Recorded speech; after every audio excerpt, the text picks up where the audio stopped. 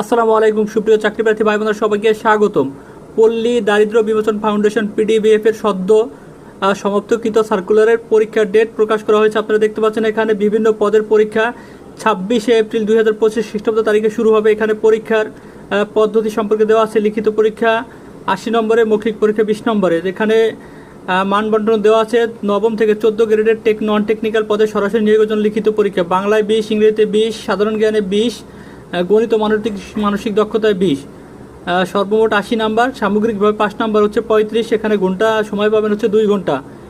মৌখিক পরীক্ষার নম্বর নবম থেকে 14তম গ্রেডে 20 নম্বর, 5 নম্বর হচ্ছে 10-এ। তো এখানে 15 থেকে 20তম গ্রেডের নন টেকনিক্যাল পদে সরাসরি নিয়োগের জন্য লিখিত পরীক্ষায় এখানেও দেওয়া আছে একই মানবন্টন। তো যারা যারা আবেদন করেছেন অবশ্যই আপনারা খুব সুন্দরভাবে পরীক্ষাটা দিবেন। তো দোয়া করে যেন সবার চাকরি হয়। আল্লাহ হাফেজ।